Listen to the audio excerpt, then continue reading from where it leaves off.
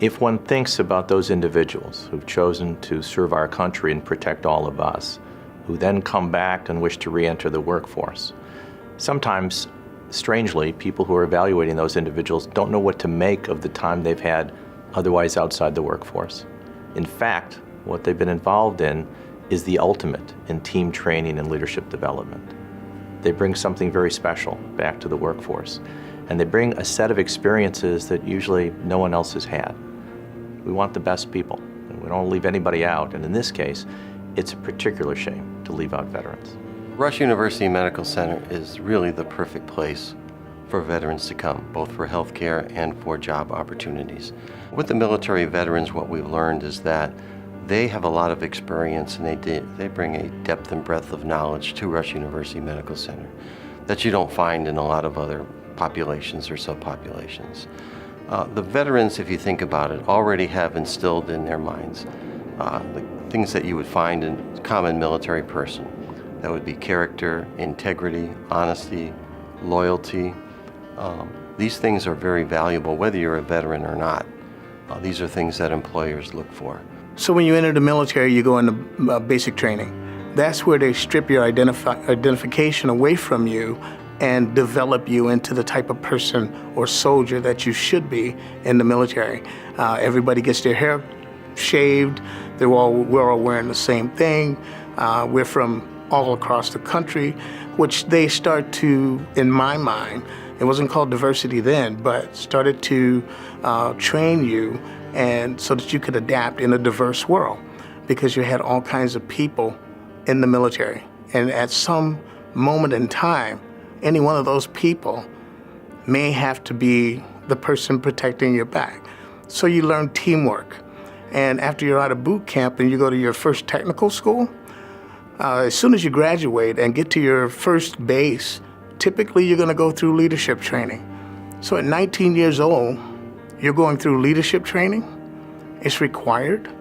And that starts you down the progressive road of discipline, understanding how we do things, policies and procedures, and respect for other people. It also, in my opinion, drills in core values. Our training in the military that I had really works into our Rush values, because they taught you how to handle stress. Part of the handling stress is to be able to think, and how are you going to be able to do something, and sometimes you have to get very creative, so that's definitely innovation. You're always trying to find a better way to do things in the military. That's consistent across the board. Respect for other people, collaboration, it's always there. You have to be able to care about what you're doing. You have to do it properly. You have to excel at it. You want to do the best possible job you can do. They train you to pay attention to little details, and that carries through with, making sure that everything is done properly and learning things quickly. So they expect you to excel at your learning, and they expect that you will understand and retain what they have taught you. It taught me discipline, it taught me rules of law, it taught me regulation, it taught me, if you want to say, good and bad. And then there's commitment, because you're taught commitment from day one. If you're not committed, the door is open, you can always leave. And that's even in the State Police Academy. You can leave when you want, but you're committed, so you stay.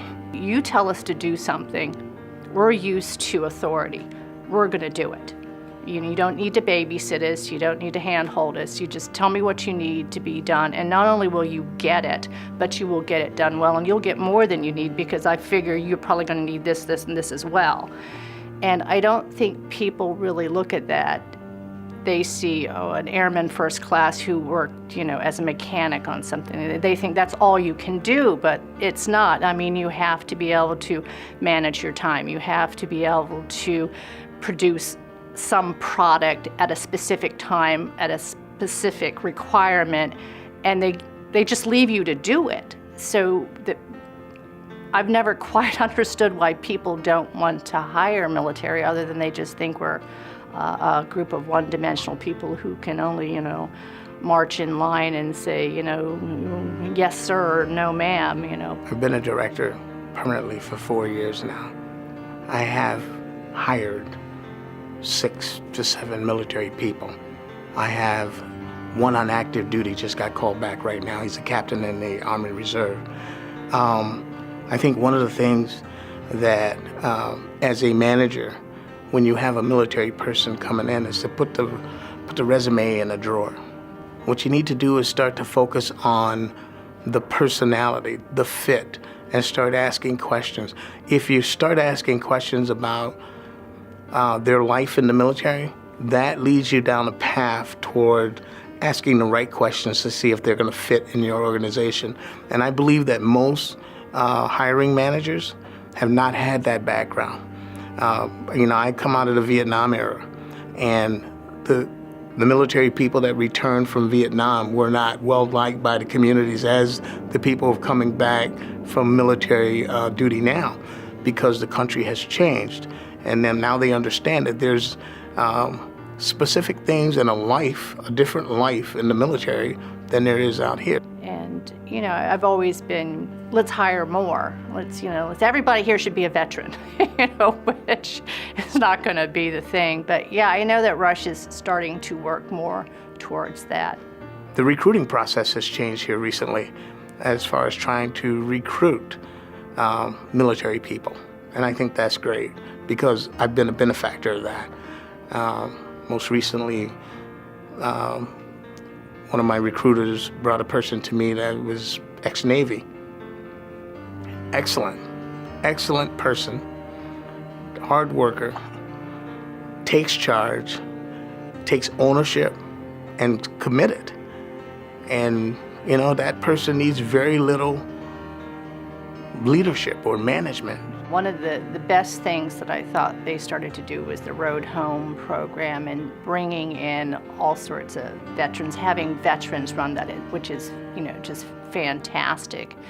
And just really going out of their way to look for veterans, knowing that, Rush's culture of inclusion is great for veterans because, you reach out to people who are, rather underserved. What Rush University Medical Center does is we take these character traits of these veterans who have left the service either recently or perhaps even a few decades ago.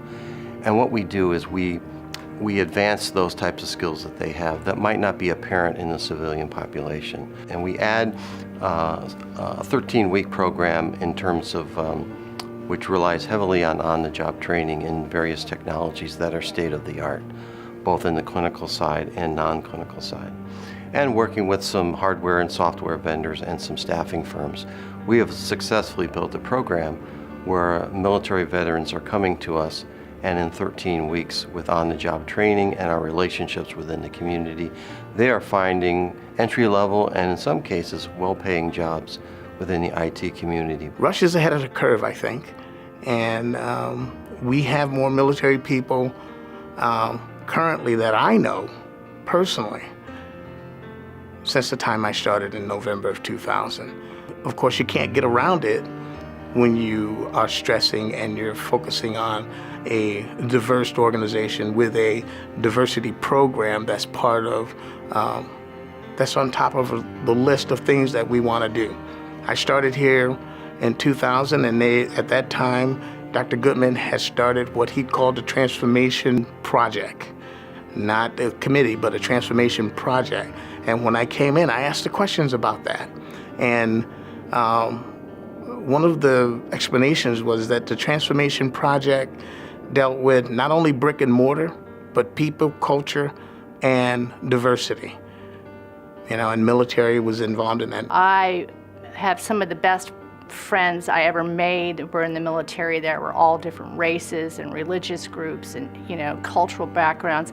And that's where my horizons expanded. And Rush is very similar with that, too. We have this great melting pot of people here.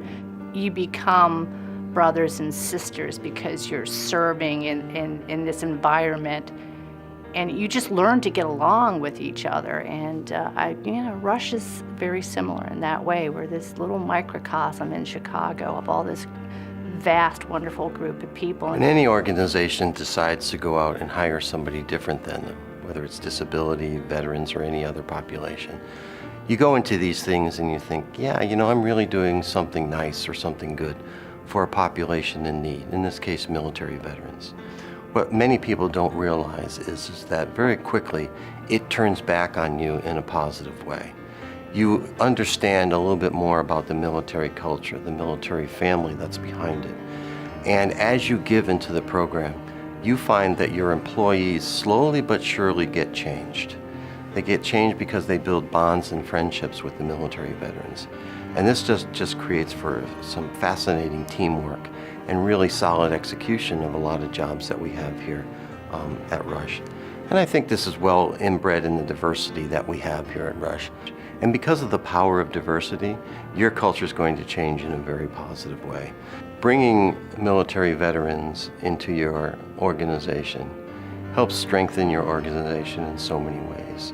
The characters that the military members possess are transposed into your own work environment, and it becomes a solid partnership and teamwork where the veteran, yes, you're helping the veteran, of course, but the veteran is also helping you. A lot of people who go into the military, they just want to serve. And my God, is that Rush's mission or what?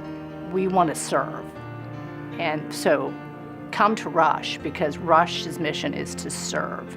And it's just fantastic. So it's just like, that's all you need to know about militaries. We're there to serve. Rush is there to serve. It is a great marriage.